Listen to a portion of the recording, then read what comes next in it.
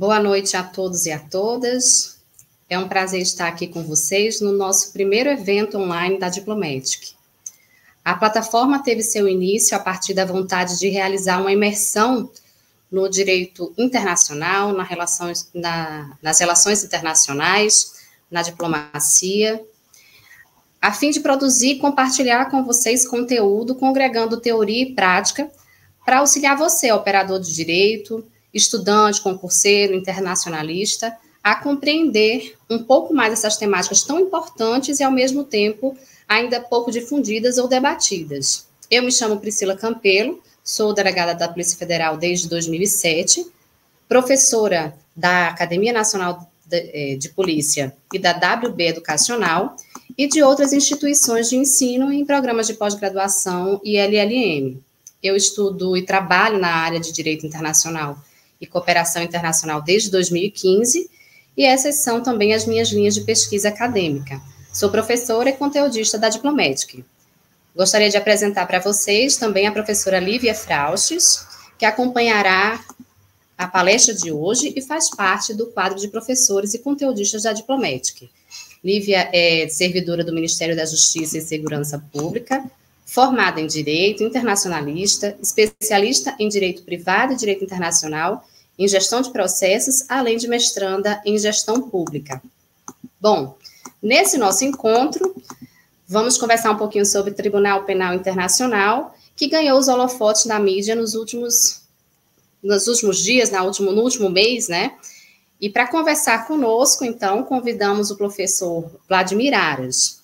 Ele é professor da Universidade Federal da Bahia e do IDP, e de outras instituições de ensino em cursos de pós-graduação. É mestre em Direito Público pela Universidade Federal de Pernambuco, doutorando em Direito Internacional pela UniCeub e especialista em MBA em Gestão Pública pela FGV. Leciona Direito Processual Penal, Direito Internacional e Direitos Humanos e é membro do Ministério Público desde 1993.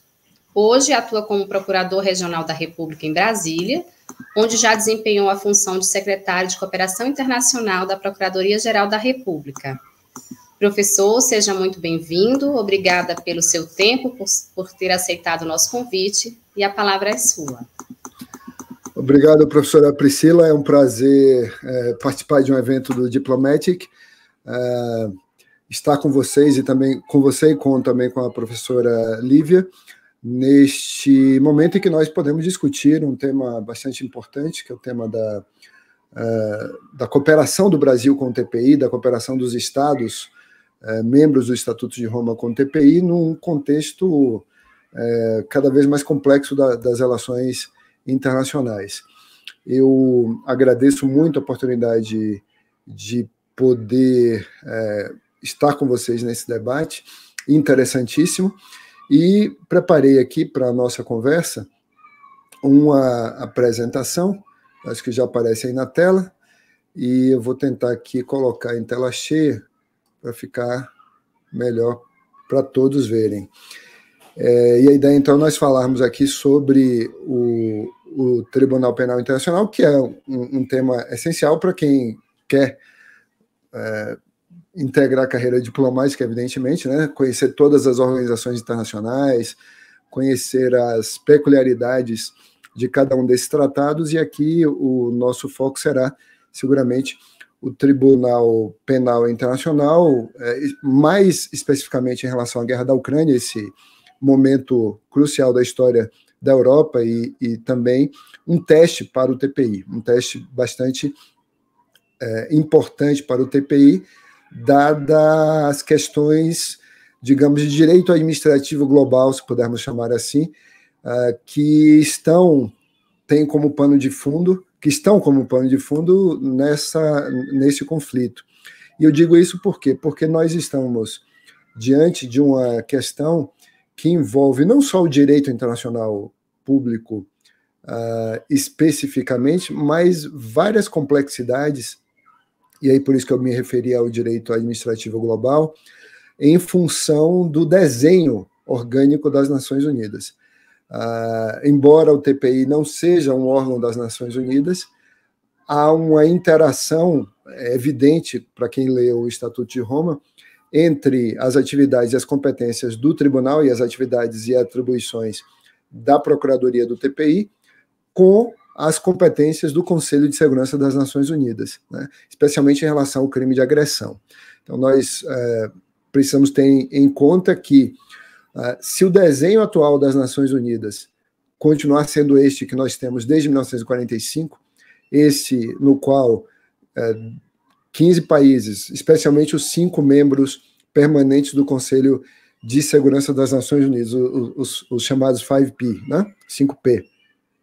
Os Estados Unidos, a República Popular da China, o Reino Unido, a França e, obviamente, a Federação Russa, nós não teremos condições de enfrentar os desafios contemporâneos. E este evento da guerra da Ucrânia é um episódio que mostra a falência desse modelo, mostra mais uma vez a falência desse modelo.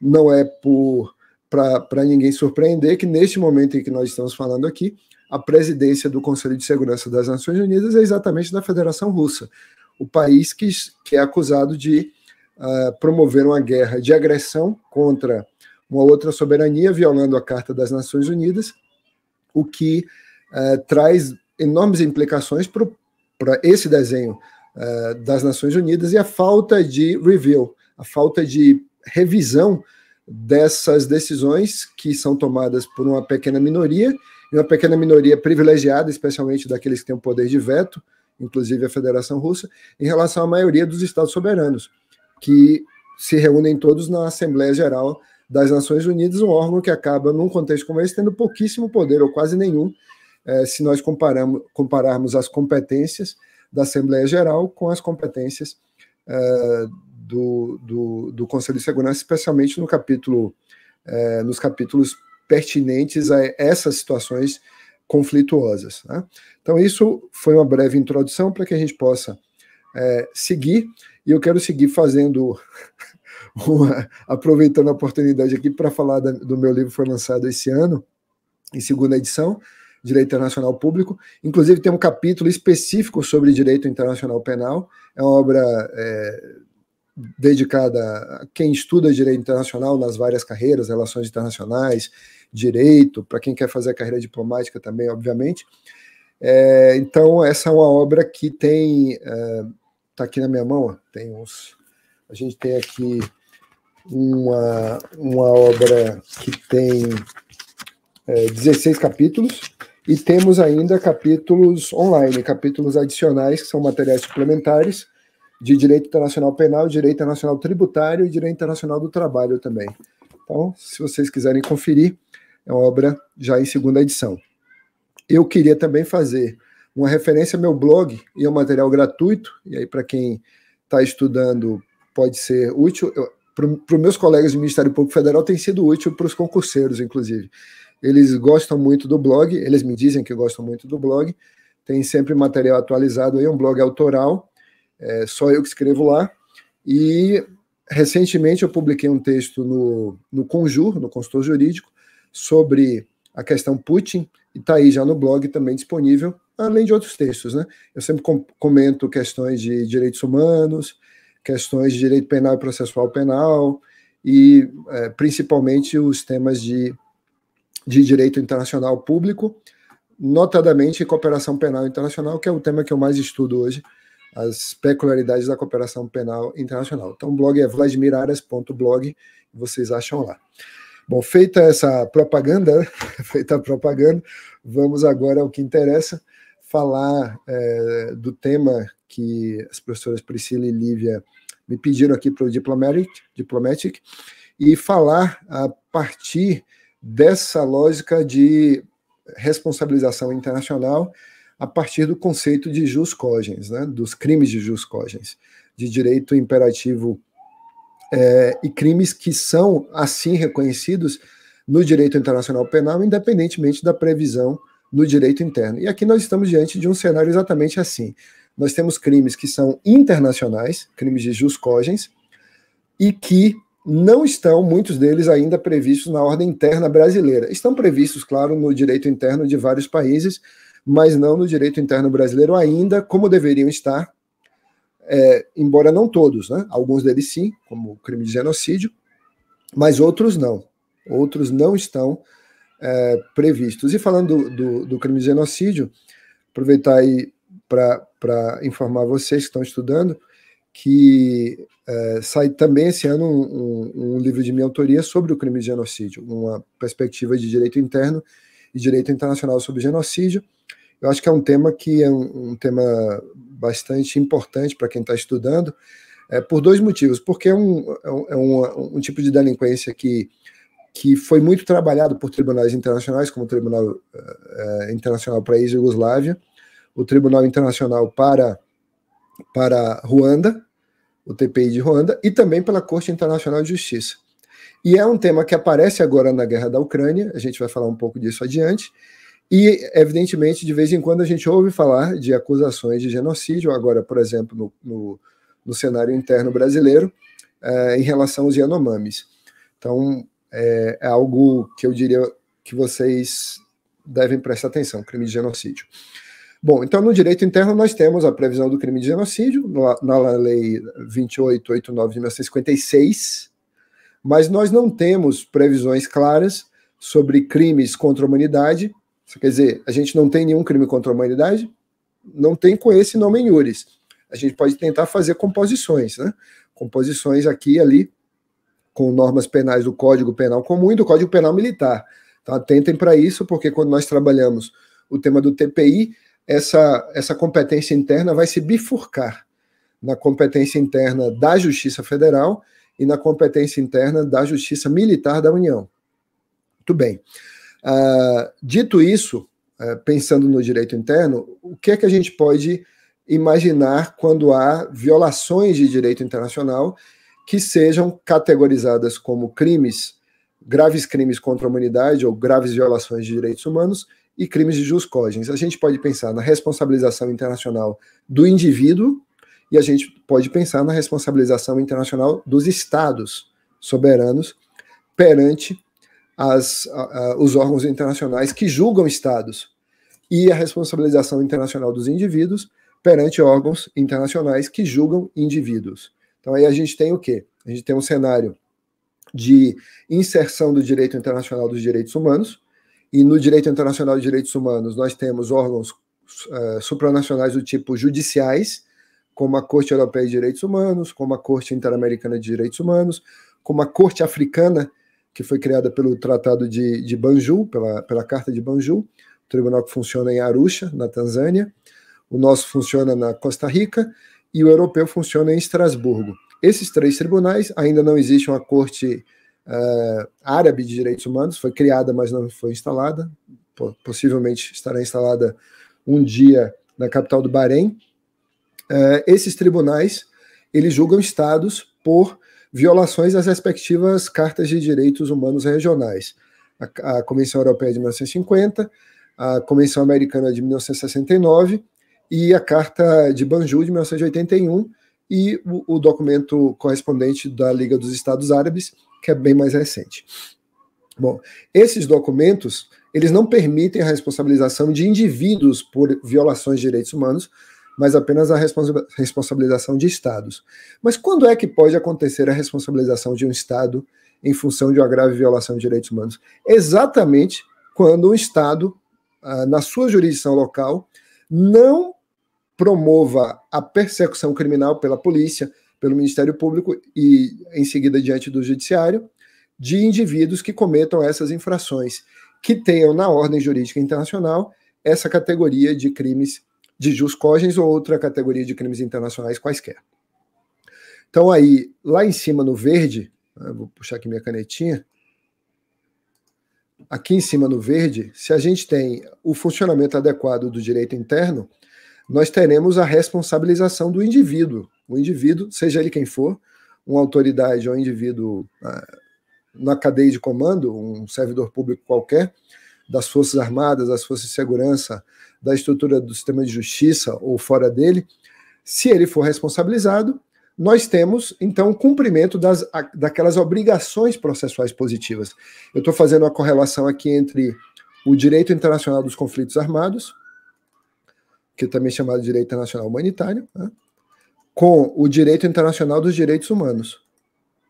O direito internacional dos direitos humanos visto como campo de responsabilização do Estado, exatamente quando ele próprio promove uma violação de direitos humanos ou quando um Estado deixa de punir alguém que tenha violado os direitos humanos de um cidadão, de um súdito daquele mesmo Estado. Então, se isso não acontece, se nós não cumprimos o nosso dever aqui, o que poderá acontecer? O agente não é responsabilizado, e aí advém a responsabilização internacional de quem? Do próprio Estado, perante essas cortes internacionais de direitos humanos, cortes de direitos humanos, ou poderá advir a responsabilidade do indivíduo perante agora os tribunais supranacionais, tribunais internacionais, que podem ser de vários tipos, como nós vamos ver adiante até chegar ao TPI. Então, lá em cima no verde, se o indivíduo é responsabilizado, nós criamos uma premissa que é a vedação do double jeopardy, que em latim, né, se fala ne bis in idem, que é a proibição do bis in idem, dizendo em bom português a proibição da dupla persecução criminal. Não só a proibição da dupla persecução criminal, como também a proibição da dupla punição criminal. Uma coisa leva a outra. Né? Abrindo um parêntese aqui, a gente pode pensar no contexto internacional do bis in idem, no caso Robinho, tem nada a ver com TPI, mas tem a ver com bis in idem. Por quê? Porque um cidadão brasileiro foi julgado e condenado na Itália, e é um tema de interesse de quem vai lidar com a carreira diplomática, porque é um tema que vincula a extradição, vincula a atividade do Itamaraty nas relações internacionais, aí no caso específico com a Itália, reconhecimento de uma sentença penal estrangeira, italiana no caso. Pergunta é, nós podemos processar de novo o Robinho aqui? Nós podemos julgar e condenar de novo o Robinho no Estado brasileiro, já que ele já foi condenado na Itália pelos mesmos fatos, processá-lo de novo por esses mesmos fatos? Um tema interessante que nos levaria a várias reflexões. Mas, fechado parênteses, vamos pensar então que, uma vez que esse indivíduo seja condenado numa ordem jurídica interna, em tese não haverá possibilidade de responsabilizá-lo internacionalmente em lugar algum, salvo se aquela responsabilização for para inglês ver, for só um arremedo de responsabilização interna, só uma forma de enganar a comunidade internacional. Bom, nesse caso, se de fato a responsabilidade for verdadeira, efetiva, não há por que responsabilizar internacionalmente o Estado. Ele pode ser responsabilizado domesticamente, né, por ações indenizatórias, se o agente do delito for um servidor público, por exemplo, ok? Mas no plano internacional não se abre a oportunidade de responsabilização do Estado. No trecho em vermelho aí, ao contrário, a falha, a omissão das obrigações processuais positivas, que são aquelas que resultam da Convenção Americana de Direitos Humanos ou do Pacto Internacional de Direitos Civis e Políticos, acarretará tanto uma quanto outra possibilidade de responsabilização. Muito bem. Esse fenômeno da responsabilização de indivíduos por ilícitos que têm relevância transnacional não é nova. Né?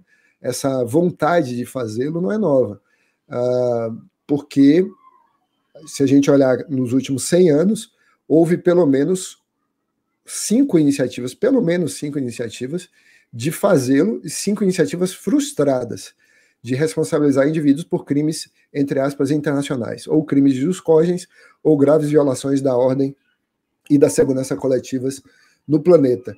Por outro lado, nós tivemos, logo no pós-guerra, 2 iniciativas bem-sucedidas, e mais adiante, nos anos 90, outras 2 iniciativas bem-sucedidas, e nesses 70 anos que vem desde o final da Segunda Guerra Mundial, nós tivemos outras tantas iniciativas também bem exitosas, mais ou menos exitosas, no campo da chamada justiça híbrida. Então, o que é que a gente tem que olhar? Primeiro, as frustrações. Quais foram as frustrações? A primeira delas, em 1919. Em 1919, o Tratado de Versalhes, que a gente conhece por vários motivos, mas conheçamos também o Tratado de Versalhes por ter sido o primeiro do século XX que tentou responsabilizar uma pessoa por um crime internacional, e foi o Kaiser Guilherme, da Alemanha, ainda não a atual Alemanha, a Alemanha que nós conhecemos hoje, mas a Alemanha ainda do, digamos, do Segundo Império, né? Era um Kaiser que estava no governo da Alemanha, o Kaiser Guilherme, e ele foi apontado como responsável por vários dos crimes internacionais que aconteceram naquele período. Agressões à paz, violações da moral internacional, como se dizia naquele período, e é por isso que o Tratado de Versalhes criou, lá no final do artigo 238, 237, não lembro o número, criou um dever internacional de sujeitá-lo a um julgamento pelas condutas ali apontadas. Isso, todavia, nunca veio a acontecer. Por quê?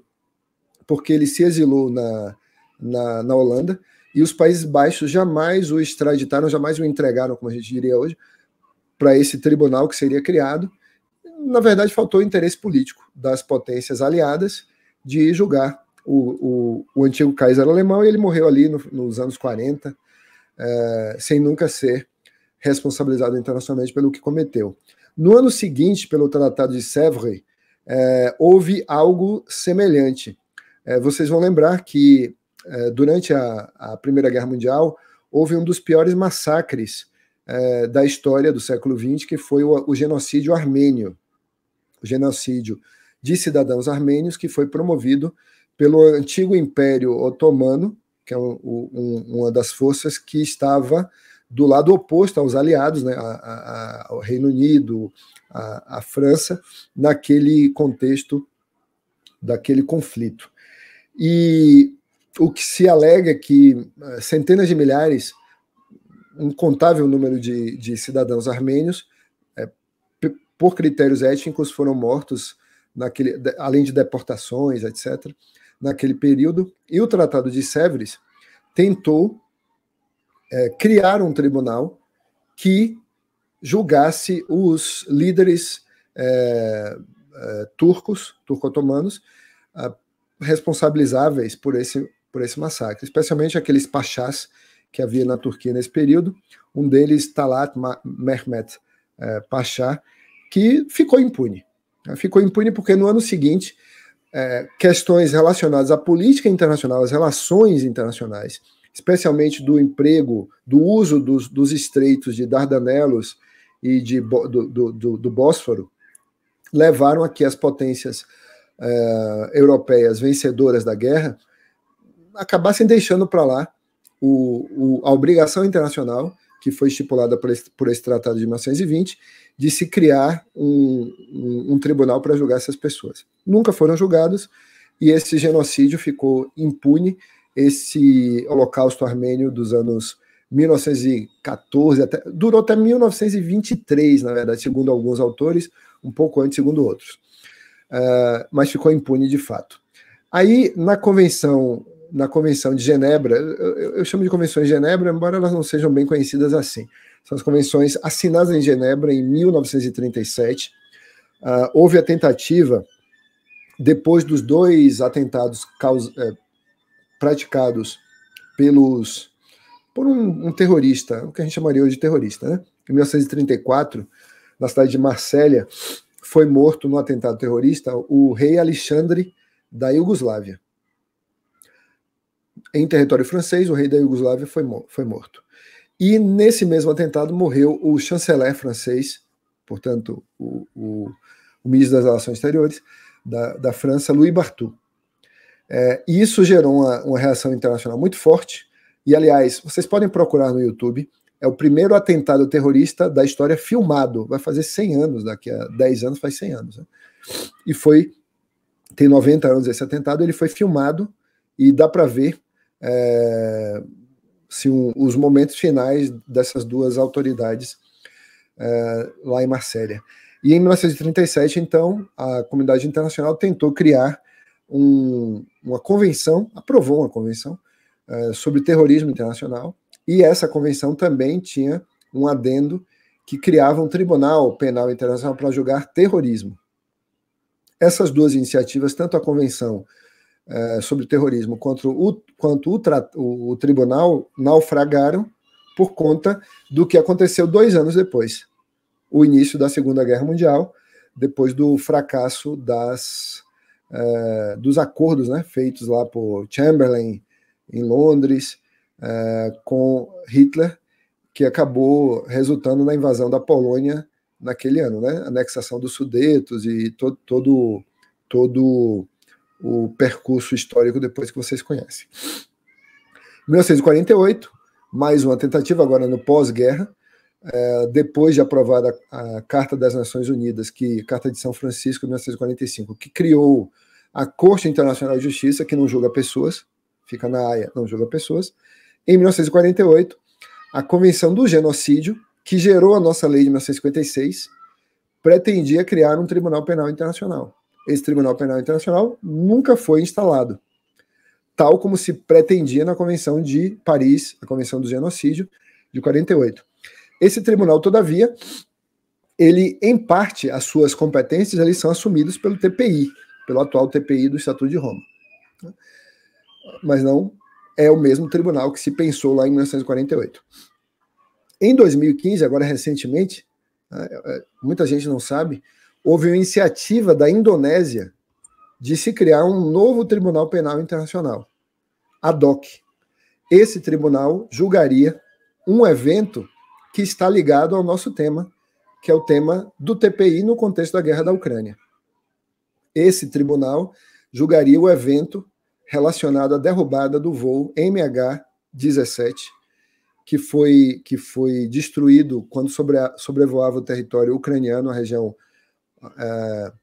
oriental da Ucrânia, exatamente onde estão esses conflitos hoje, né, mais intensos, região de Lugansk, ou Luhansk, como também se pronuncia, e Donetsk, né, aquelas repúblicas hoje separatistas que foram reconhecidas por Moscou este ano passado, 2022, logo depois que o Kremlin determinou a invasão do território ucraniano, né, a pretexto de impedir genocídio em território ucraniano, etc. Então, em 2015, essa tentativa da Indonésia fracassou. Por que Indonésia? Eu estou falando Indonésia, mas é Malásia, tá? Então, esqueçam tudo que eu disse sobre a Indonésia, é Malásia. É o voo MH17 da Malaysian Airlines, que foi derrubado sobre o território ucraniano em 2014. E aí, ficou provado por uma equipe conjunta de investigação que esse avião foi derrubado por um lança-mísseis de fabricação russa que foi movimentado do território russo para o território ucraniano e atingiu essa aeronave, matando todos os passageiros, muitos dos quais eram australianos, neozelandeses, malaios e também holandeses. Então, muita gente de várias nacionalidades naquela aeronave, daí a ideia da Malásia de criar esse tribunal, e essa ideia foi rechaçada logo no seu nascedouro. Né? Então, tentativas frustradas. Todavia, tivemos êxitos, né? Êxitos na criação, logo ali em 1945, nos primeiros meses do fim da guerra, o Tribunal de Nuremberg, que funcionou nessa cidade alemã durante um certo período, mas era um tribunal militar, lembrem disso. No ano seguinte, o Tribunal do Extremo Oriente, Tóquio, né? Tribunal também militar, e se vocês derem uma olhada no meu blog, por exemplo, ó, vocês vão ver lá, abrir aqui para vocês verem. Você consegue ver? Consegue ver, professora Priscila, minha tela? Eu abri aqui o Chrome. Dá para ver? Não, professor, a gente só consegue ver a sua apresentação. Eu estou sem áudio. A gente só consegue ver a sua apresentação. Né? Não está conseguindo ver aqui? Então deixa pra lá. Não. Eu queria mostrar que eu abri aqui o Chrome, então não apareceu para vocês. O que eu queria mostrar era um texto que tem no meu blog, então eu só vou citá-lo, que é O Juiz Indiano.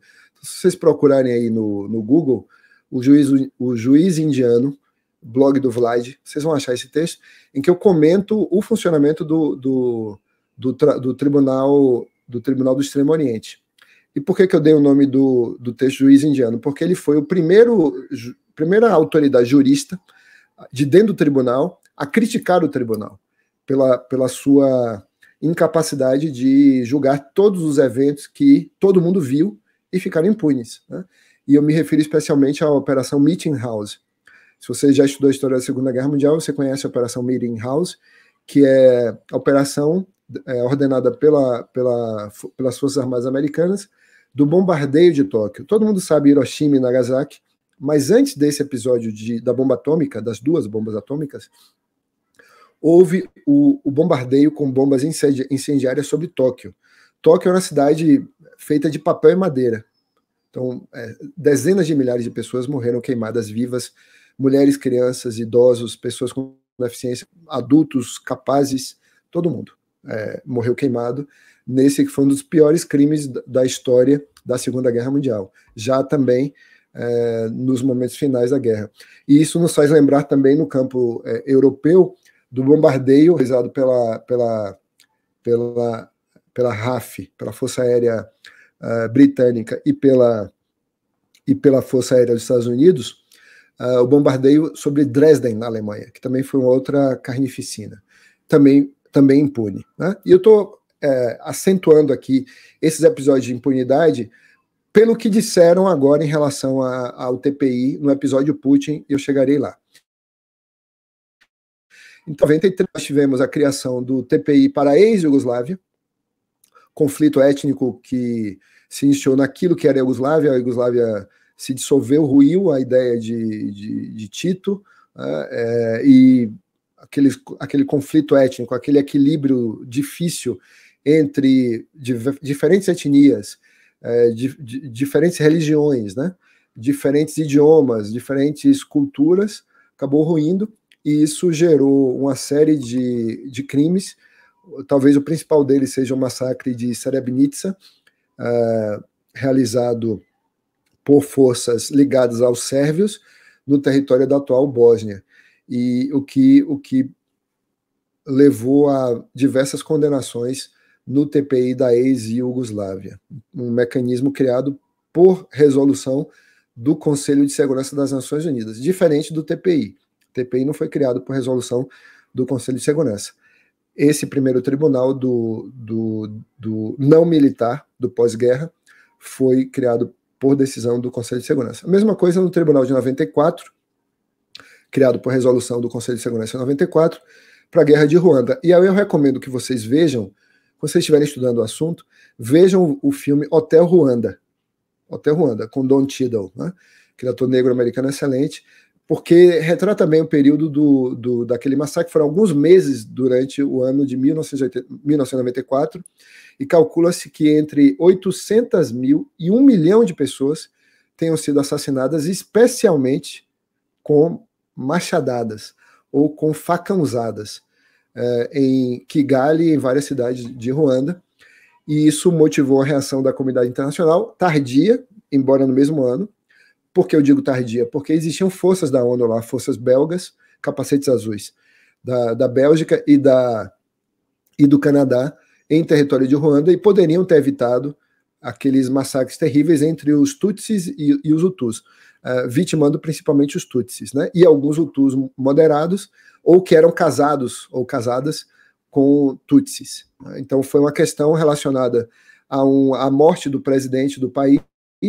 O avião caiu, ele morreu, e daí começou uma matança generalizada no país.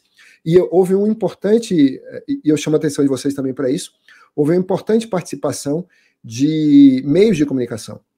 A rádio livre, rádio e televisão livre de Mille Collines, das Mil Colinas, né, de Mille Collines, que é o nome do país, né, o país é conhecido como Ruanda, o país das Mil Colinas.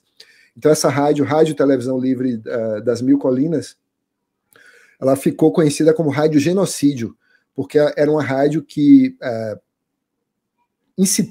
praticamente incitava mesmo, as pessoas a massacrarem os Tutsis. Eles eram retratados como baratas, as baratas têm que ser esmagadas, então era uma desumanização do diferente, né? Isso aconteceu também durante a Primeira Guerra Mundial, antes até da Primeira Guerra Mundial, da Segunda Guerra Mundial, desculpem, no momento da ascensão do nazismo, com aquele periódico de Streicher, de Julius Streicher, que era o periódico Der Stürmer, que também citava ódio contra os judeus, né? Então, aliás, ele foi julgado pelo Tribunal de Nuremberg. Então, a participação dos meios de comunicação social nesses momentos é muito significativa, e eles acabam podendo ser julgados por tribunais penais internacionais, como foi o caso de Streicher, em 1945, e como foi depois também o caso de integrantes dessas rádios que foram selecionados para julgamento pelo TPI de Ruanda, ou agora pelo mecanismo residual. Os tribunais já não existem, o de 93 e 94 já não existem, mas existe o mecanismo residual que funciona na Haia e que tem a sua própria procuradoria e que continua a conduzir os casos remanescentes das formações originais desses dois tribunais. Muito bem, aí depois também exitosas foram os vários tribunais criados no pós-guerra, mas no formato híbrido. E aqui eu vou chamar a atenção de um, que é o ECCC, são as Câmaras Criminais Extraordinárias nas Cortes do Camboja. Câmaras Extraordinárias Criminais na Corte do Camboja. Então, é um tribunal internacional que é incrustado no Poder Judiciário cambojano. Para julgar o quê? Para julgar os crimes do Khmer Rouge, né? Do Khmer Vermelho, né? Esses crimes aconteceram durante o governo de Pol Pot, que instaurou a ditadura comunista no Camboja, e ainda hoje há casos remanescentes sendo julgados por essa, digamos assim, por essa ramificação híbrida do próprio Poder Judiciário cambojano. Tem modelos semelhantes a esses, que julgaram os crimes de Charles Taylor, o ex-ditador da Libéria. Tem o caso do tribunal constituído no Senegal para julgar o ex-ditador do Mali, né? Hissène Habré, entre outros, né? Então, o tribunal do caso do Mali, o tribunal do caso do Líbano, o tribunal do caso da Libéria, Serra Leoa, Libéria, o Tribunal Especial para Serra Leoa, e assim por diante, tá? São tentativas muito bem sucedidas, tribunais no Timor-Leste, tribunais no Kosovo, com essa conformação de mistura de juízes locais com juízes internacionais, de procuradores promotores locais com procuradores promotores internacionais. Tá? Bom, aí que vem, em 98, o TPI. Só que o TPI ele está antes e depois de tribunais híbridos. Então você tem justiça híbrida antes do TPI e tem justiça híbrida depois do TPI. Então o que acontece? Hoje nós temos um modelo dúplice, um modelo em que existe o TPI como instituição permanente, não ligada diretamente à ONU, para julgar crimes internacionais, aqueles 4 crimes listados no artigo 5º, né? Crimes contra a humanidade, crimes de guerra, crimes de agressão, e também os crimes contra a administração do próprio tribunal, né? Crimes contra a administração da justiça. E outros tribunais que coexistem, que funcionam agora, ou já acabaram de funcionar. O tribunal do RDC, tem um tribunal para RDC também, República Democrática do Congo, que já funcionaram, estão funcionando, ou que ainda serão criados, e muitos serão, mesmo pós-TPI. O TPI, então, não é a palavra final em matéria de justiça penal internacional, né? É um processo ainda evolutivo. Os 2 tribunais da Haia, não confundamos, né? E aí, por favor, vocês devem ter visto a expressão, virou até um meme, né? Haia com H, né? O tribunal da Haia, fulano então vai para o tribunal da Haia. Haia com H. Então, porque a Haia sem H é outra coisa. Lembra, inclusive, totalitarismo, né? Conto da Haia, se você quiser ver o conto da Haia, que é bem interessante, né? Mas temos 2 tribunais da Haia e tivemos um brasileiro que ficou conhecido como Águia de Haia, né? Águia de Haia, que foi o meu conterrâneo Rui Barbosa, que completamos agora 100 anos do seu falecimento, né? Em 1923, né? Nesse tribunal da Haia, do lado esquerdo, nós só julgamos estados. Em matéria de DIP geral, eventualmente questões de direitos humanos, como agora na guerra da Ucrânia. Por que eu coloquei aqui? Para vocês verem os emblemas, né? O emblema mais antigo, na heráldica, a heráldica mais pesada do início do século XX, na verdade aí do meados do século XX, né? Que já é da de 1945. E a heráldica mais moderna, mais leve do Tribunal Penal Internacional, na mesma cidade, mas que julga só pessoas e só trata de matéria penal no âmbito do Estatuto de Roma de 1998. E por que os dois estão juntos? Os dois estão juntos aí não só porque eles estão na mesma cidade, mas porque nesse momento da guerra da Ucrânia, ambos foram convocados a atuar. O Tribunal da Haia, a gente pode dizer que a Ucrânia fez um fronte jurídico.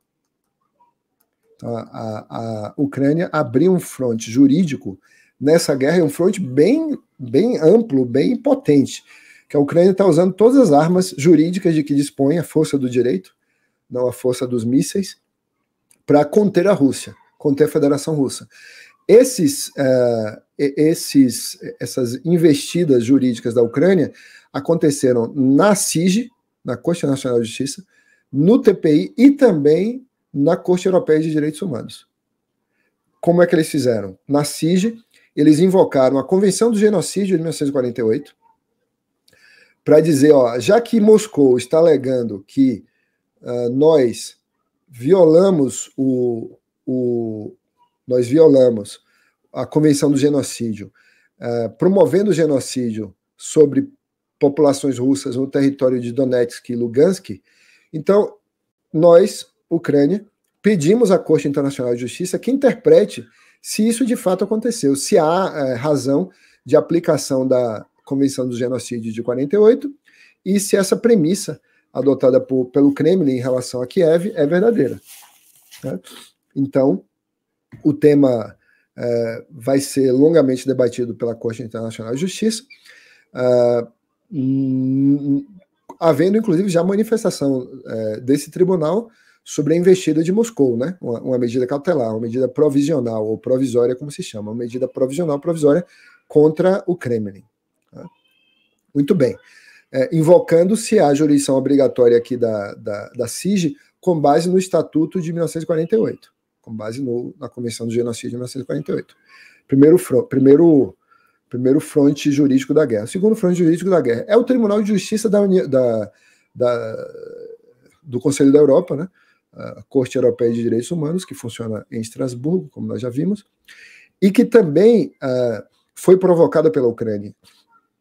Existe uma comunicação interestatal da Ucrânia contra a Federação Russa por violação da Convenção Europeia de Direitos Humanos. Mas notem, a Rússia pediu para sair da Convenção Europeia de Direitos Humanos, denunciou a Convenção Europeia e também, com isso, deixou de se sujeitar à competência da Corte Europeia em Estrasburgo. Todavia, a competência da Corte Europeia de Direitos Humanos persistirá em relação à Rússia até pelo menos os eventos de setembro do ano passado, se eu não estou enganado na data.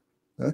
Acho que eram 6 meses, não lembro se foi março ou fevereiro, que houve a denúncia do tratado, e aí havia um prazo de acomodação, um prazo de transição, que se encerraria ali por setembro da corte em Estrasburgo. Bom, segundo fronte jurídico. Agora o terceiro. A terceira investida foi, na verdade, foi anterior a esses eventos de 2022. Por quê? Porque a Ucrânia invocou uma cláusula do Estatuto de Roma, artigo 12, e aí muita gente fica dizendo, desculpa aí pela ausência de quem diz isso, né? É bom quando a gente tem um debate com quem pensa assim, assado, para poder debater na hora. Mas como eu estou falando sozinho aqui, eu vou dizer, com perdão da ausência de quem diz o contrário, que o TPI não teria jurisdição para o caso da Ucrânia, não teria jurisdição para mandar prender Putin. Isso não é verdade, porque a Ucrânia assumiu um compromisso perante o TPI de reconhecer a sua jurisdição ad hoc. Então pode-se reconhecer a jurisdição ad hoc, mesmo para um Estado que não é parte, para eventos ocorridos no seu território, no território daquele Estado parte, daquele que não é parte do TPI, mas de forma ad hoc, assume esse compromisso de colaborar com o tribunal para o julgamento de questões que ocorreram em seu território. Né? Então, é uma forma de ampliar, ainda que provisoriamente, a jurisdição do TPI. Foi isso que aconteceu, e por isso que os eventos cometidos por um Estado que não é parte do TPI, que é a Federação Russa, no território de um Estado que não é parte do TPI, como é a Ucrânia, podem ser julgados pelo TPI. Né? Essa cláusula do artigo 12, parágrafo 3º, combinado com o parágrafo 2º do Estatuto de Roma de 1998. Tá? Então são esses os 3 principais. Não são os únicos, né? Mas para a gente ganhar tempo aqui são os principais. Então aí eu trago agora uma linha do tempo do TPI visto pela ótica brasileira. Os tópicos relacionados ao Brasil estão aí em verde. Então o que é que a gente tem? 98, a conclusão do Estatuto de Roma. Em 2002, o Brasil não demorou tanto assim. Não é isso, Lívia? Você que, professora Lívia, que sempre reclama aí lá nos posts no Instagram da demora da internalização dos tratados, eu acho que demora realmente bastante. É um dos que mais demorou, não é isso? Isso é verdade. Pois é. Um dos que mais demorou, eu acho que você vai concordar comigo, foi o Tratado sobre Direito dos Tratados, né? A Convenção de Viena de 69. Sim, a Convenção de Viena, de 69. Demorou uns 30 anos, né? Sim, mais. Bastante. Ou mais. Se não for 40, foi de 69 até 2009, eu só fazia a conta aí. 40 anos. Então é bastante tempo que leva, infelizmente, para promulgar. Essa semana passada, houve finalmente a internalização do meu eu digo meu tratado porque foi o meu tema de dissertação, é o meu tratado, né? Foi o tema da minha dissertação de mestrado na Federal de Pernambuco, em 2003, 20 anos atrás, que foi a Convenção de Budapeste, né? Eu defendi minha dissertação 20 anos atrás. Aí, 20 anos depois, ganhei esse presente. Finalmente, o governo colocou em vigor a Convenção de Budapeste sobre crimes cibernéticos, né? Embora o Brasil só tenha aderido a ela em 2022, né? Então, entre a adesão e a entrada em vigor não demorou tanto assim, mas todo o processo demorou muito, porque desde 2003, 2004, o MPF conversava com o Itamaraty para que o Brasil aderisse a essa convenção. A primeira manifestação do MPF, Lívia, foi em 2006, formal, né, não por contatos verbais, um ofício enviado pelo Procurador-Geral da República, Antônio Fernando, na época, em 2006. Eu sei porque eu acompanhei, na época não tinha nenhum cargo dentro do MPF, mas nós tivemos uma reunião da segunda Câmara de Coordenação e Revisão, que é a Câmara Criminal do Ministério Público, e aí foi proposto essa recomendação ao governo, e aí o Procurador-Geral adotou a recomendação dos procuradores criminais do MPF, e aí expediu esse documento. Geórgia participou disso, né? Você conhece Geórgia? Acho que Priscila também conhece. E foi emitido esse ofício em 2006 pedindo adesão, né? Mas finalmente agora chegamos à reta final de um tratado extremamente importante. Então, voltando aqui, fechado de novo o parêntese, vamos a 2002. Então, vigência do decreto 4388 para o Brasil, então passa a ter valor internacional e interno. Já tinha internacional antes, na verdade, né? Interno para o Brasil, o tratado de 1998, e naquele mesmo ano foi aprovado em Nova York o APIC. O que é o APIC? É o acordo aqui, o Acordo de Privilégios e Imunidades do TPI. Né? Ok? Na sigla em inglês. Né? Ele foi internalizado no Brasil só em 2015. Vejam quanto tempo demorou, da assinatura até a internalização no Brasil em 2015, para assegurar que o procurador do TPI, hoje Karim Khan, para que os juízes do TPI, juízes e juízas do TPI, tem uma das juízas que está no caso Putin, ela foi minha professora num curso que eu fiz em Tóquio em 2013, uma juíza japonesa, foi do Ministério Público do Japão e depois tornou juíza do TPI. Esses juízes e juízas têm privilégios e imunidades como se fossem diplomatas, né? Então, se vocês quiserem estudar todo o arcabouço jurídico do TPI, vocês têm que estudar o Estatuto de Roma, tem que estudar o APIC, tem que estudar, claro, as emendas de Kampala. E muito cuidado com essa questão das emendas de Kampala, eu vou falar disso daqui a pouco. Então, em 2004, veio a emenda constitucional, no Brasil, né?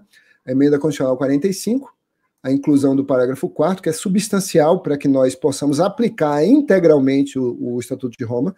Sem esse parágrafo 4º, nós não conseguiríamos, porque teríamos a barreira da prisão perpétua e a barreira da entrega de nacionais, e esse parágrafo 4º elimina vários questionamentos sobre a possibilidade de entrega de nacionais ao TPI e também sobre a possibilidade de adoção da prisão perpétua, que, como vocês sabem, a Constituição não admite no direito penal interno, mas admitirá, em função dessa regra aqui, no direito penal internacional, quando a punição for aplicada por um tribunal como o TPI, porque o parágrafo 4º diz respeito à inserção do TPI na árvore do judiciário brasileiro. Eu interpreto assim o parágrafo 4º, ok? Aí, 2008, vem o quê? A emenda, a mensagem 700 do governo ao Congresso, para que nós tivéssemos a lei de implementação do Estatuto de Roma. Porque muita gente acha que a gente tem o decreto e pronto, acabou. Não acabou, negativo. Se você ler com atenção o Estatuto de Roma, você verá que em vários momentos o texto manda que os governos dos Estados-partes, adotem leis internas de processo, leis internas de direito penal, especialmente direito penal, e também algumas leis sobre matéria cooperacional. A gente pode colocar no processo penal também. Então, essa mensagem ao Congresso, em 2008, veiculou o projeto de lei 4038. Esse projeto 4038 andou nada. Eu conferi ontem esse texto, ele está parado desde 2018 nas comissões da Câmara. Parado, vai fazer, em junho, faz 5 anos que está parado, nada anda nesse projeto que é de 2008, projeto de lei, né? Sendo que ainda tem um texto anterior que é de 2007, que é o processo principal, é o projeto principal ao qual esse do governo federal foi apensado. E esse projeto aqui é melhor do que o de baixo, porque ele foi preparado por uma comissão de juristas que foi integrada, inclusive, pela juíza, depois se tornou juíza, né, do TPI, Silvia Steiner.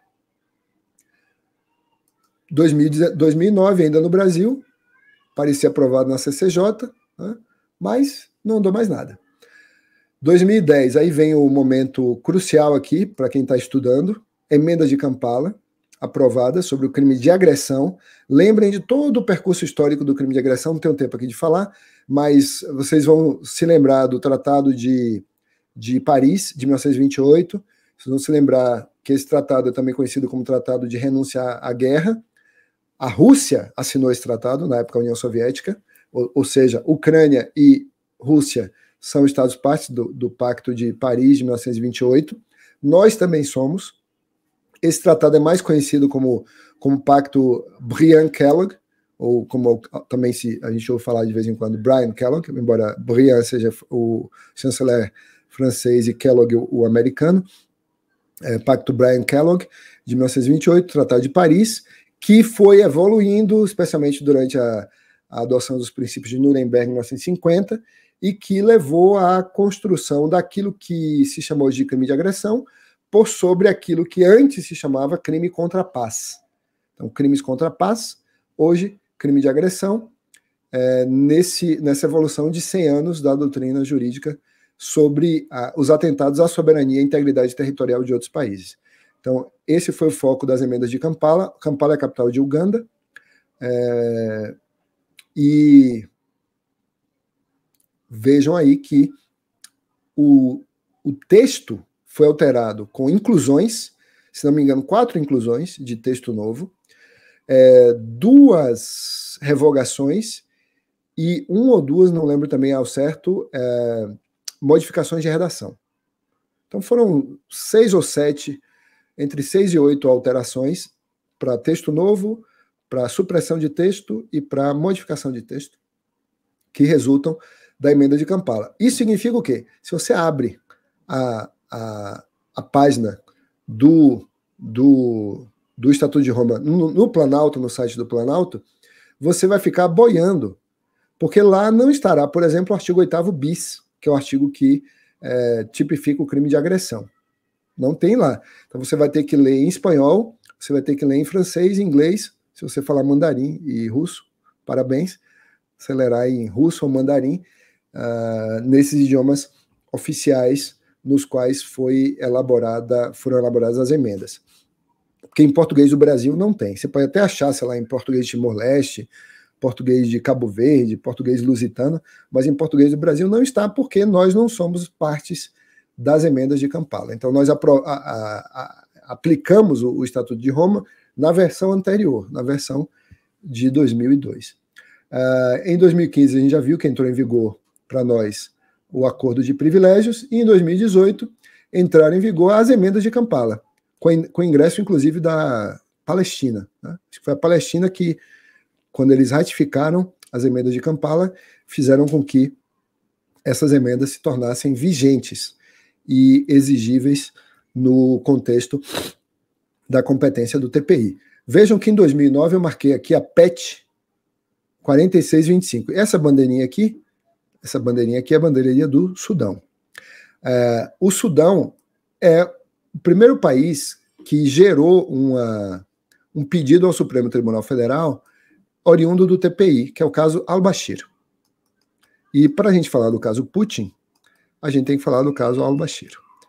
Quem é al-Bashir? Al-Bashir foi o ditador do Sudão durante anos, deu um golpe de Estado, ficou décadas, 30 anos, eu acho, como ditador do Sudão, e em certo momento, 2009, 2010, o TPI, a pedido da Procuradoria, emitiu 2 mandados de prisão contra ele, pelos eventos ocorridos em Darfur, os massacres de Darfur, estupros coletivos, destruição, todo tipo de crime contra a humanidade, genocídio também. E al-Bashir, então, no primeiro mandato de 2009, ele foi alvo de uma, chamemos aqui entre aspas, difusão vermelha do TPI, porque o TPI pediu para todos os países essa ordem de prisão. Em 2010, saiu o segundo mandado de prisão, que foi resultante de um recurso da Procuradoria para incluir o crime de genocídio entre os crimes dos quais ele era acusado. E esse segundo mandado de prisão foi assinado, inclusive, pela juíza brasileira Silvia Steiner, na época lá. Né? E esse pedido chegou ao Supremo Tribunal Federal como pedido de entrega, não de extradição. Pedido de entrega. E, né, 4625, por quê? Porque não existe uma classe processual para entrega a um tribunal internacional. Deveria haver se a lei dissesse. Só que a lei interna não diz nada, porque nós não temos uma lei interna, uma enabling legislation. Isso, obviamente, terá impacto no caso Putin, porque vai acontecer o mesmo percurso. Se para al-Bashir, que foi o primeiro governante no cargo a ser alvo de um mandado de prisão do TPI, Putin, meu xará, que é o segundo governante no cargo a ser alvo de um pedido de prisão do TPI, uma ordem de prisão do TPI, esse mandado será distribuído também ao Brasil, como Estado parte, e já não irá, na minha opinião, já não irá para o Supremo Tribunal Federal, e mais adiante eu digo por quê. Tá? Vocês me controlem no tempo aí, por favor, professoras, porque senão eu vou falar mais do que devo. Tá? Então aí a gente tem um cenário que eu gostaria apenas de comentar aqui, 2 coisas. Do ponto de vista do crescimento do TPI, é preocupante o cenário. O TPI tem hoje 123 Estados-partes, sendo que China, Rússia e Estados Unidos não são partes, potências internacionais não são partes, e isso eu conferi ontem, para essa aula aqui dia 12, com essa aula aqui com vocês, o que é que acontece? Nós temos, desde 2019, o último país a entrar foi Kiribati. E com todo respeito a Kiribati, né, um dia eu quero ir lá, né, uma ilhazinha lá no Pacífico, deve ser muito bonita, mas Kiribati é um país minúsculo, né, daqueles países insulares, e não tem muita importância na geopolítica internacional. Então, de último país, já estamos aí com mais de 3 anos do último ingresso. Né, ter sido de Kiribati mostra que agora o Estatuto de Roma está crescendo muito pouco. Né, e isso aponta problemas para o próprio êxito do tribunal como ideia definitiva de justiça penal internacional. Eu gostaria que vocês pensassem nisso, para além do tema jurídico propriamente dito, né? para além do tema jurídico, porque relativo a relações internacionais e a política internacional como um todo. Bom, piora o cenário em relação ao crime de agressão. Só 45 ratificações, desde 2010, 13 anos. 45. Entre elas não está a brasileira. Né? Para piorar, quando a gente olha para o cenário interno, o que é que a gente tem? Crimes contra a humanidade. artigo 7º, onde é que está a descrição desses crimes no nosso direito interno? Você pode usar o crime de sequestro, você pode usar o crime de homicídio, você pode usar o crime de estupro, você pode usar o crime de estupro de vulnerável, mas o crime de tortura, mas esses são crimes desenhados para o direito interno, não são desenhados para situações de graves violações de direitos humanos. Não tem nenhuma cláusula de estuprar uma pessoa é grave o suficiente para que a pena seja alta, de 6 a 10.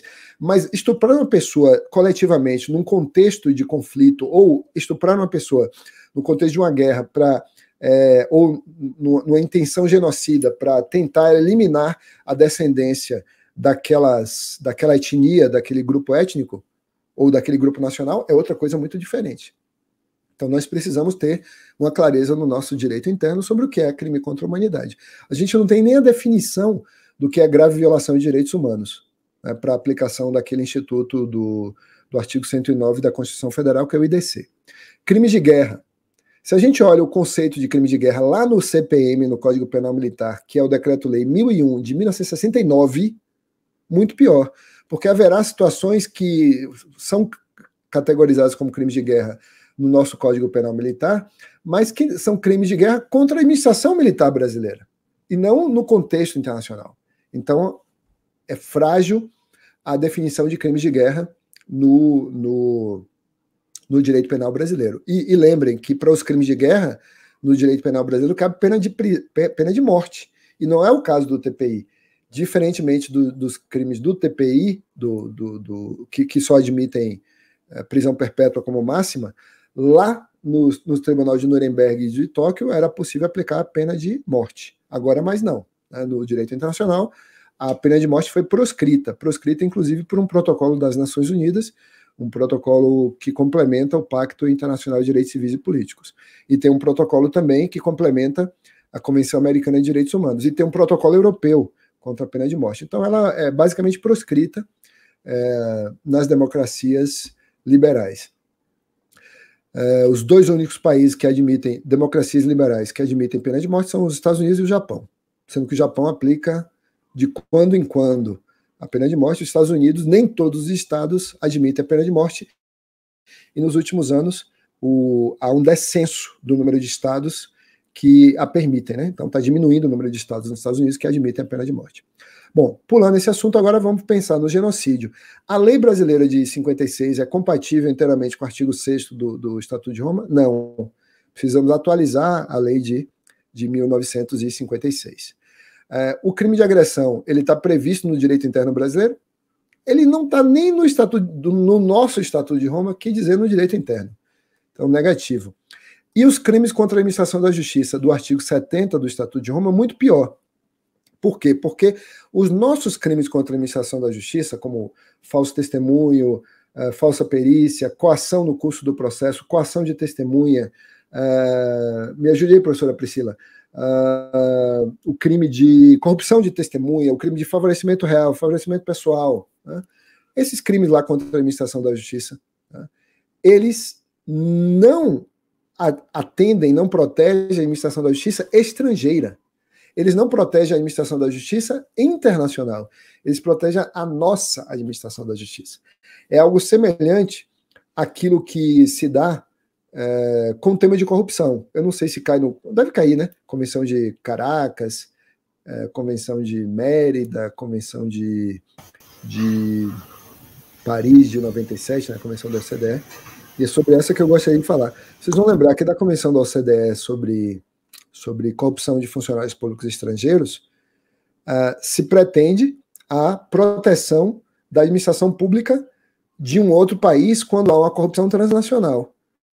Então, como o Código Penal brasileiro não protegia a administração pública estrangeira, só protegia a nossa, em 2002, o Código teve que ser alterado para incluir ali 2 novos crimes: o tráfico de influência e a corrupção ativa de funcionário público estrangeiro. O alcance do bem jurídico que era tutelado ali, né? Só a nossa administração da justiça, e não a estrangeira. Isso foi corrigido em 2002 em corrupção. Agora a gente precisa corrigir isso para Ok, então, como eu dizia, acho que eu caí aí, então, como eu dizia, a gente tem problemas de implementação aqui, especialmente nos crimes contra a administração da justiça, né, porque nós não temos uma proteção da administração da justiça da administração da justiça estrangeira ou da administração da justiça internacional no nosso Código Penal. Vejam que esse tema, como eu dizia, no contexto da corrupção, da Convenção da OCDE de 1997, levou à aprovação de um novo capítulo 2A, dentro dos crimes contra a administração pública, para que nós pudéssemos cumprir a Convenção de Paris de 97. Né? E isso seguramente vai ter de ser feito também em relação ao TPI. Né? Isso aqui é só um quadro para vocês verem como o TPI se espalha pelo mundo, né? É mais ocidental do que oriental. Notem lá a falta da Índia, a falta da China, vários países ex-repúblicas soviéticas não ingressam no TPI, países da região do Oriente Médio importantes, países do Chifre da África também importantes, né? Não são Estados-partes todos em vermelho. Os Estados-partes estão em verde, e isso mostra a ocidentalização do TPI, o que não é bom, né? Especialmente vendo lá também que os Estados Unidos, que tinham assinado o texto, acabaram saindo, né? País importante que saiu do tratado. Tá? Então vamos aqui adiante, vou pular vários trechos aqui para a gente poder se encaminhar para o final. Aqui aquilo que eu falei sobre as emendas de Kampala, né? Foram quatro inclusões de texto, uma revogação e 2 alterações de redação. E nada disso está na nossa versão em português brasileiro no site do Planalto. Né? Vocês vão ter que procurar em outro idioma. Tá? Um tema que merece nossa atenção nesse caso da Ucrânia, o caso Putin, é esse aqui, né? Esse aqui do juízo competente. Como eu disse a vocês, comentando a petição 4625, vocês viram que o artigo 102 da Constituição trata apenas da extradição, não trata da entrega. Né? Infelizmente não trata da entrega. A entrega para o TPI foi criada 10 anos depois da promulgação de nossa Constituição. Então, como não há proibição de entrega de brasileiro na Constituição, no artigo 5º, né, há proibição de extradição de brasileiro nato, né, entende-se, diante da diferença desses institutos, que a entrega de nacionais seria possível, e se entende, por outro lado, que a entrega não está na competência do Supremo Tribunal Federal, porque o artigo 102 da Constituição expressa essa competência para a extradição, não para a entrega, como não poderia deixar de ser, a menos que, pelo critério cronológico, né, a menos que houve alta nacional depois da vigência do Estatuto de Roma no Brasil. Para essa finalidade, isso não aconteceu. Né? Então, não há nenhuma menção à entrega na Constituição brasileira e, portanto, não há uma expressão dessa competência no artigo 102 da Constituição. O que aconteceu no caso Al-Bashir? Está aí ele na foto. A ministra Rosa Weber, ao arquivar o caso Al-Bashir, julgou prejudicado. Vocês podem ver aí.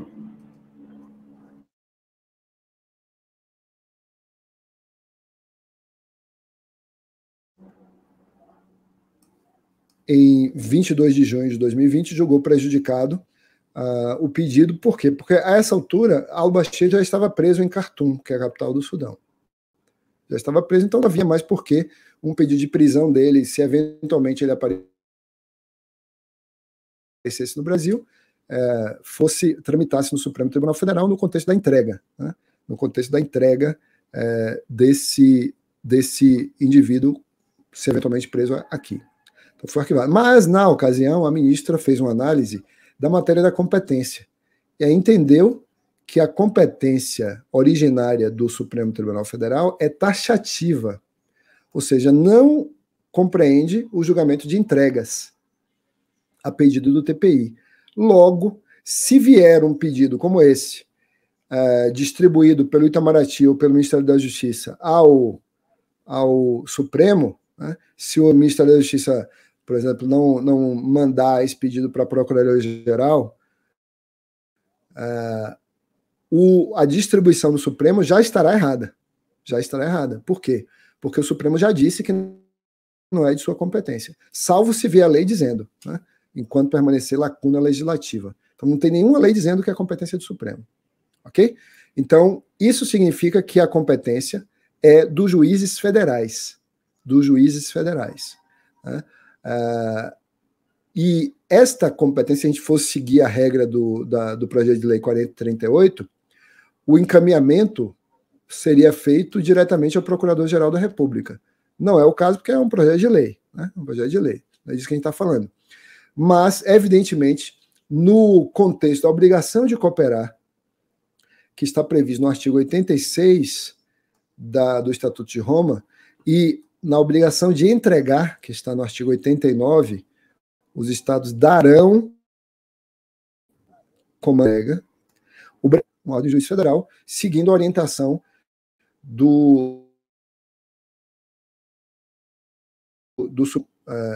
citei para vocês, que é o caso Al-Bashir. Tá? Vejamos agora a situação da Ucrânia. Né? Por que o caso da Ucrânia é um caso de competência do TPI também? Né? Primeiro que nós temos violações numa guerra de agressão, nitidamente uma guerra de agressão, que, diferentemente do que muita gente imagina, não começou em 2022, começou em 2013, essa guerra começou em 2013, gerou violação do Pacto de Paris. Lembrem da invasão da Crimeia. A invasão da Crimeia já é guerra. Né? Não, a Ucrânia não resistiu de maneira armada, mas o seu território foi invadido. O Pacto de Paris, que eu já mencionei para vocês, a questão da soberania na Carta das Nações Unidas, a violação de direitos humanos no contexto da Convenção Europeia de Direitos Humanos, e aí já houve aquilo que a gente já comentou, né?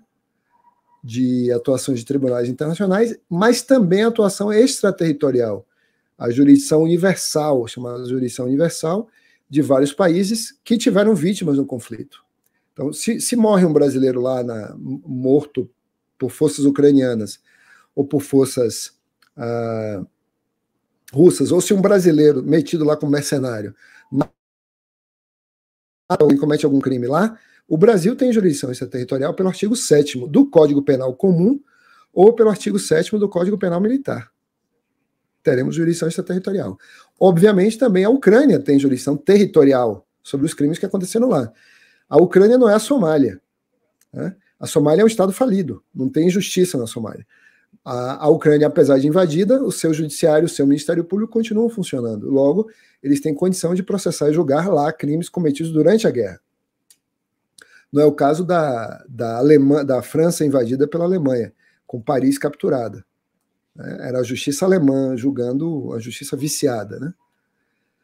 A atuação do TPI, como nós já vimos, e paralelamente, a formação de uma equipe conjunta de investigação envolvendo a Procuradoria do TPI e as Procuradorias Gerais da Ucrânia, da Polônia e da Lituânia, sob os auspícios da Eurojust, que é uma organização da União Europeia. Veja, então, o cruzamento de iniciativas aqui de várias naturezas. Né? Então, como é que começa a situação na Ucrânia? 2014 foi a invasão e anexação da Crimeia. Você pode achar que a Crimeia é russa? Pode achar. Mas ela deixou de ser russa em 1989, que a Ucrânia se tornou independente. Não sei se foi por ali, né? 89, 90, que a Ucrânia se tornou independente. Desde aquele momento, a Ucrânia se tornou um país independente e com a Ucrânia integrando seu território. Invasão feita é como o México hoje querer retomar o Texas. O Texas era mexicano, ou a Califórnia, ou a França querer tomar a Louisiana e aqueles estados do meio-oeste americanos que eram todos da França. Ou a Bolívia querer tomar o Acre, que nós compramos da Bolívia, ou Moscou querer retomar o Alasca, dizendo que pagou pouco, que recebeu pouco pelo Alasca, foi vendido aos Estados Unidos. Coisa desse tipo, né? Então, em abril de 2014, o que é que acontece? Pela primeira vez, em abril de 2014, e a gente está em 2023, a Ucrânia aceitou a jurisdição ad hoc do TPI. Artigo 12, parágrafo 3º. Em 2015, antes dessa invasão mais forte russa. A Ucrânia fez uma nova aceitação, a DOC, com base no mesmo artigo, agora não mais para eventos circunscritos de tanto a tanto, mas para eventos que ocorreram a partir de tal data. Até o fim não se sabe qual. Então é com base especialmente nesse documento aqui, de 2015, que o TPI agiu e passou a agir, demorou um pouco, né, 2015 até 2022, quando foi a invasão geral da Ucrânia, invasão total do país, que a Procuradoria abriu uma investigação preliminar em março de 2022, com base nessa autorização dada pela Ucrânia, a DOC, né? Então, abertura. Só que essa abertura de investigação pela Procuradoria do TPI não é como uma investigação nossa no Brasil. Como você, como delegado, professora Priscila, você pode tomar a iniciativa de abrir um caso se for de ação pública. Eu, como membro do Ministério Público, igualmente, né? Mas a Procuradoria do TPI não pode fazer isso sem que tenha o aval do tribunal.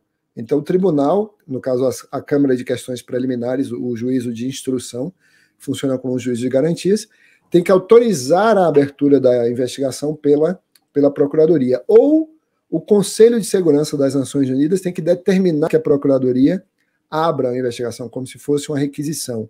Ou ainda, a terceira hipótese, a Procuradoria recebe um referral. Eu mantive em inglês a palavra porque alguns doutrinadores estão traduzindo por denúncia.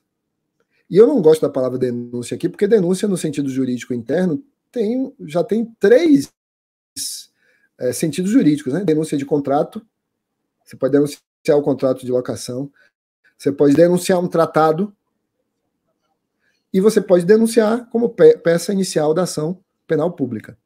Então, eu prefiro a tradução como representação, não como ou como requisição.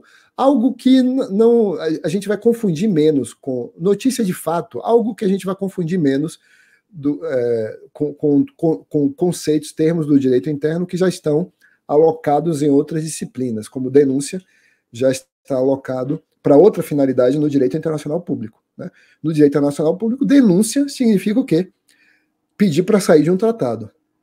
É um ato unilateral de saída de um tratado. Então, não vou usar a denúncia aqui para complicar a cabeça do intérprete, né? Então, deixei referral, que traduzindo ao pé da letra, é o quê? Referir o caso, remeter o caso ao promotor, provocar a promotoria. Então, a provocação à promotoria para que a Procuradoria do TPI faça o que fez. E pela primeira vez na história, esse referral veio de 43 estados-partes. 43. Veja, o TPI tem 120. 40, mais de 40 fizeram referral. E aí isso acelerou enormemente o processo de investigação, porque se não fosse isso, a Procuradoria do TPI teria que submeter o caso à Câmara de Questões Preliminares, 3 juízes, 2 juízes e uma juíza, né? E só então, depois que a Câmara de Questões Preliminares autorizasse a investigação, essa investigação poderia ser aberta. Com o referral, a investigação já deflagra 1 ano depois, né? Basicamente 1 ano depois dessa concretização da apuração pelo Ministério Público do TPI. E com eu caí de novo, será? Estou vendo a sua imagem, mas não mais a sua apresentação. Caí de novo, né? Eu acho que eu caí de novo com outro link. Eu disse que nós poderíamos encerrar ali, não sei se vocês ouviram isso, nós poderíamos tentar encerrar ali para ficar mais dialógico e a gente debater questões mais tópicas aí, a partir de perguntas que eu acho que vocês podem ter, né? Eu vou tentar voltar aqui com a outra conexão, enquanto vocês se preparam aí.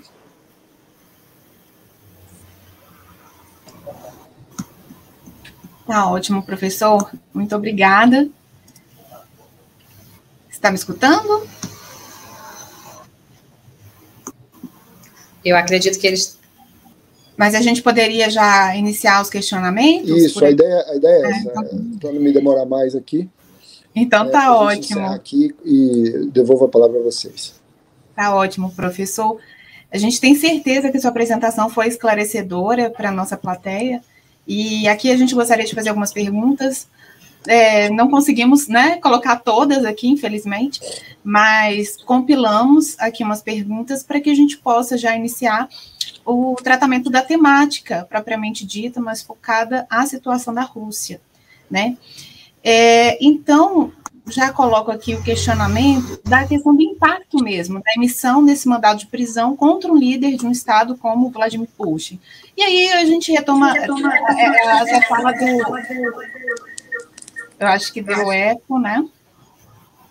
Tá, ok. E aí a gente retoma a fala a respeito desse impacto geopolítico, inclusive, né, da emissão do mandado de prisão.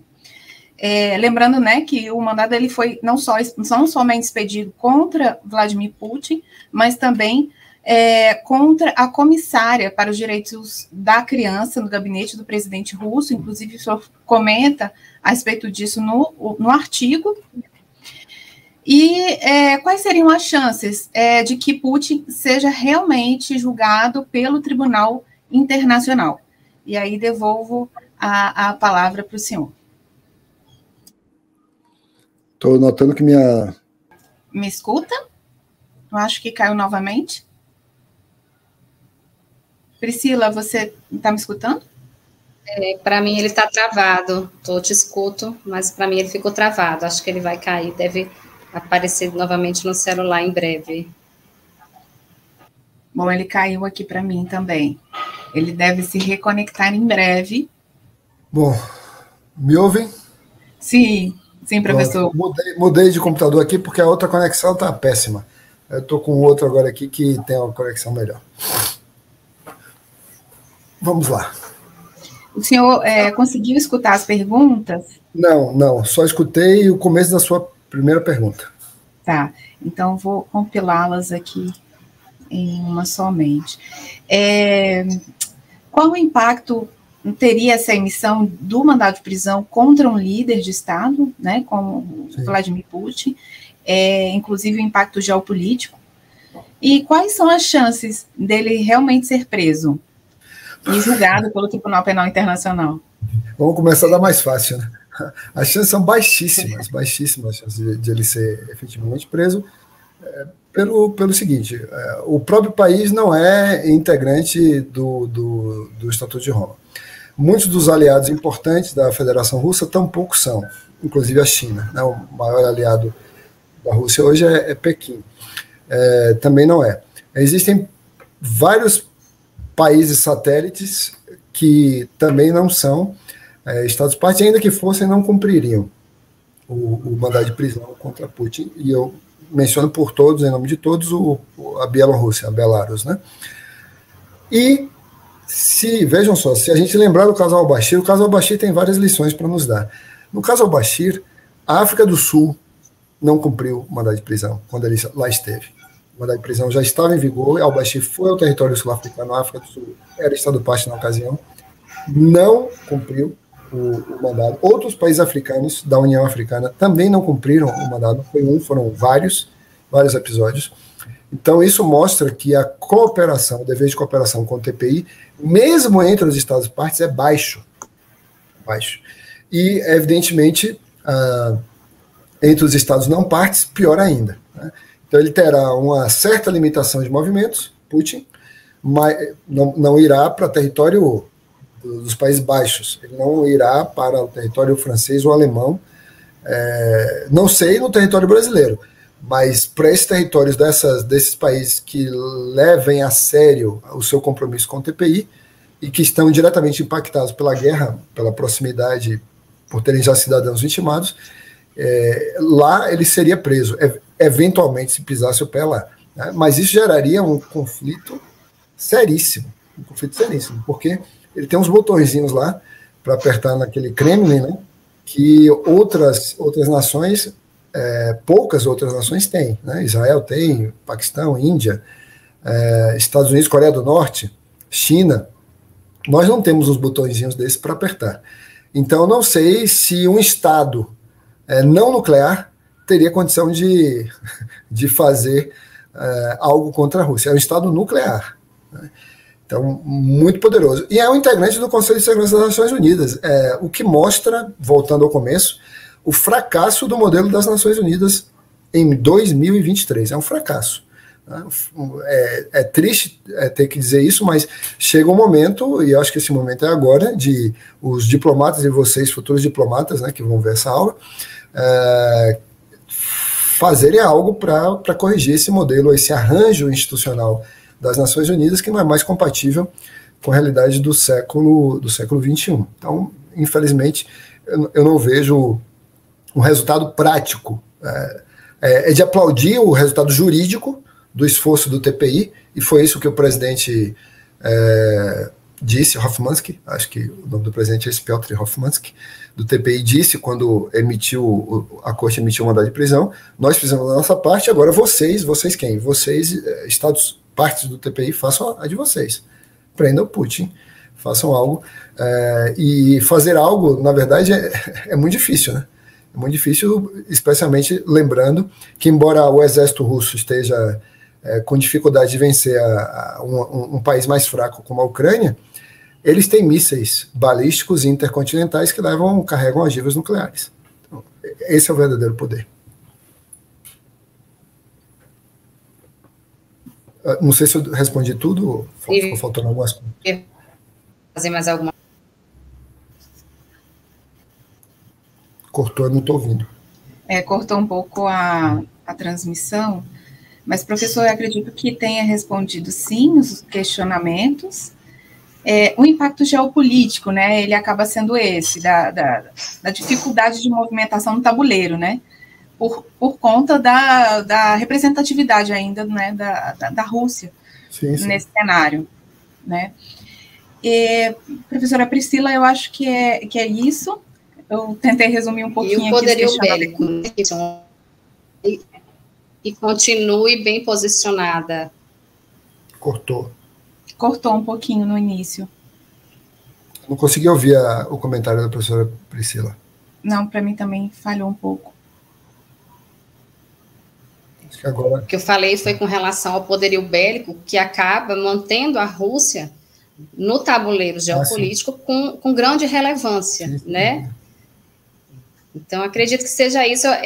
Do jeito que eu imaginava, professor, sua palestra, ela deve ter sido esclarecedora para todo mundo, porque é uma aula de história, de direito,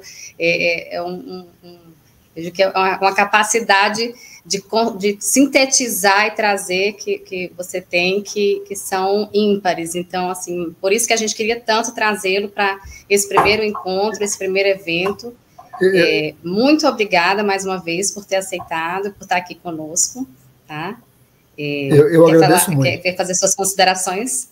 Eu só quero agradecer a vocês, e espero ter outra oportunidade de discutir esses temas que são muito interessantes, né? Sair um pouco também do direito puro, né? Claro. E debater esses temas, esses comentários que vocês fizeram também. Eu acho que a gente tem muito a melhorar no cenário do direito internacional, mas eu queria dizer o seguinte: muita gente acredita que o TPI fez um ato político ao mandar prender Putin. Pode ser visto como um ato político por um cientista político, por um internacionalista. Mas é importante, e fez um ato político, digamos, partidário, né? Tomando partido. Uhum. Porque não fez a mesma coisa com George Bush, que mandou invadir o Iraque. A gente não pode pensar assim quando a justiça acerta. A gente deve pensar assim quando a justiça erra. A gente deve criticar a justiça quando a justiça erra. O TPI errou ou acertou? Na minha opinião, acertou. Errou quando não fez o que deveria ter feito. Lá em 1945, vocês vão lembrar que eu falei lá atrás. Em 1945, o Tribunal de Nuremberg não fez nada contra quem destruiu Dresden, que é uma cidade linda. O Tribunal de Tóquio não fez nada contra quem incendiou Tóquio e matou dezenas de milhares de pessoas queimadas vivas. E, no entanto, as pessoas ressaltam a importância histórica do Tribunal de Nuremberg e do Tribunal de Tóquio. Mesma coisa acontece agora. E se nós olharmos para dentro do nosso país, Hein, Lívia? Quantas vezes a justiça do nosso país, hein, Priscila, deixou de fazer o que deveria fazer? Outras vezes fez. Né? Então, aplaudamos porque fez, critiquemos porque não fez. Então, não está na hora de criticar o TPI porque fez. Critica no TPI quando ele deixar de fazer algo que deveria ter feito. E no caso da guerra do Iraque, da guerra do Golfo, não tinha TPI, né? Ainda. Obrigado, então, a vocês. Obrigada, professor. Uma boa noite e nos vemos em breve. Nos vemos em breve. Um abraço. Tchau, boa noite.